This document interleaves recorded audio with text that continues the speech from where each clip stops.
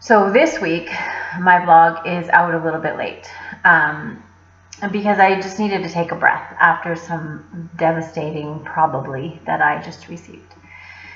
Staying up until 2 a.m. in the morning to finish a blog post for a manufactured deadline for a handful of people that might read it is also something that I really should not be doing anymore. This week I had a CT scan and found out that there is another significantly sized mass, and there's very likely cancer in other parts of my body. So another biopsy is needed if they can even reach the spot where it's located. Until this moment, I had hoped that the cancer had escaped only as far as my right armpit. I had hoped for a usually successful procedure for a fairly common cancer that most women walk away from with reasonable expectation of good outcomes and life expectancy. But today, the light at the end of the tunnel looks like it might be an oncoming train.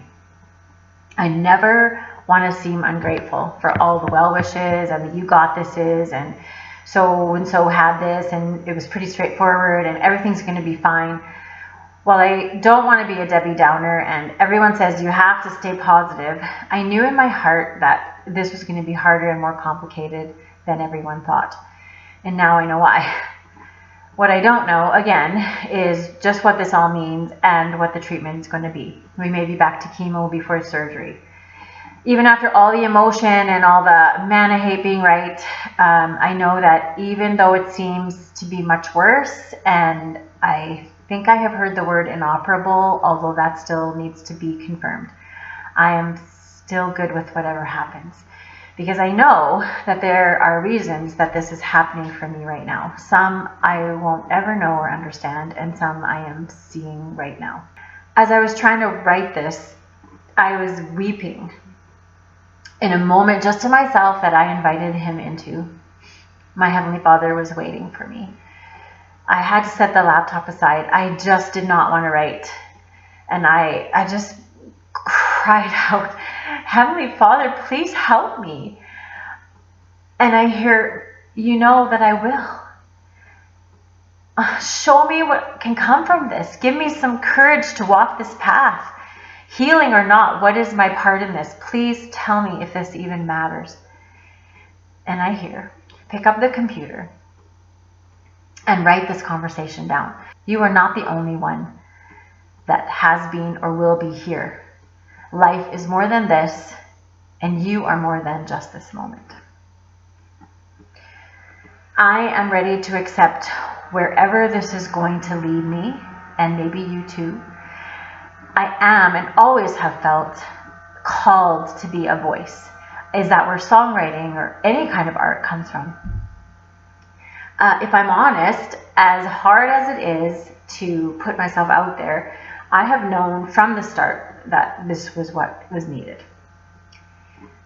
Come what may, regardless of any other gains that come for the work that I do and that I would like to accomplish before I leave this rock, come what may.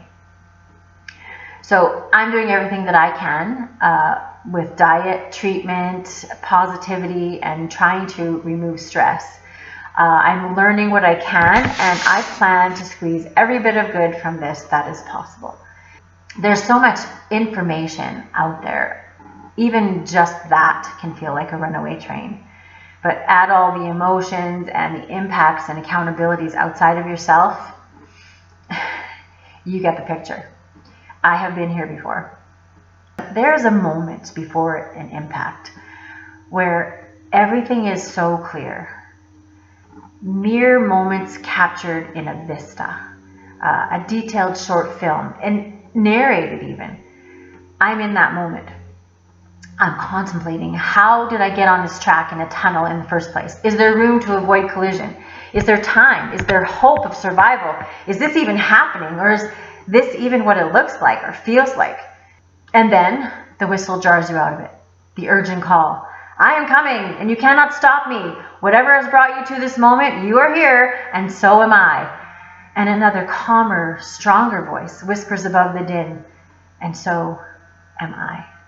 People who love me, people who don't know me but have been brought into the conversation by another who loves you. Hoped for audiences that will tap into this and be moved in their own experiences, in supporting a loved one, or in just wanting to do good in the world.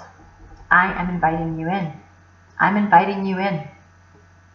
And it doesn't matter how many of you there are. Each of you, for each of your reasons, matters to the one that is asking me to do this thing I don't want to do. And so, you matter to me. And there are those that have been on their own journey that are there to help me navigate mine. When my mental health was so very bad, I remember many prayers and a blessing of healing where I truly believed that I could be healed of that ailment. But I was told that I needed to find my own way through the process of healing so that I could help others to do the same. Speaking about it, making music about it, especially early on when mental illness 30 years ago was such a taboo topic in church, in my associations, in my work, it's yielded some immense gains for others and for myself. I remember the first time I spoke about it in public, about the struggle that I was having. So many people told me that their words gave them comfort and courage. They were not alone. And so then, neither was I. The things that I have learned and shared about myself and about caring for my brain and nervous system, about roots and feelings, relationships and navigating, overcoming, are all out in the world and doing good. And I hope that they will continue to broaden their reach. I think my first psychotic break, although there may have been others before, came as a teenager when I had no idea about mental illness. We don't really cast our energies very much farther than ourselves at that age, and so I didn't really think much about the experience of others. I just thought this was normal. Over the years, especially looking back with a clearer vision, I can recall times when my mind and spirit were shattering, where I stood and faced that oncoming train, not knowing enough to get out of the way in time, not knowing if I would survive the impact, finding myself back on the same track in a different tunnel and wondering why I was there again. Sharing my story, my journey in all the ways that I have along the way has been good for me and it has helped others. And so I am grateful for it. And learning from others and their stories has helped mentor me. We need each other. We're not in isolation. Not truly, not any of us. A community is a cluster of individuals in the same place, brought together by geography, economics, personal journeys, needs, hopes, dreams, personal circumstance, sometimes by choice, sometimes not. Individually and collectively, we face those oncoming trains. Sometimes we're in a small group, huddled together against the impact. Other times we're on the sidelines, throwing out warning, advice, and epithets. Always, we're inextricably connected into and influenced by the fortune or failing of the others. What I have learned in my years working in community development and trying to support our most vulnerable members is that we are all vulnerable, fallible, in need of being taught, comforted. And conversely, all of us have something to share, wisdom to offer, a light to shine. And when we see every person in the community as worthy of our care, with a voice that matters, even if it's sometimes silent, or it speaks through actions rather than words, and those actions cause us problems. When we see the value of each person to the greater good, that is when we are all truly successful.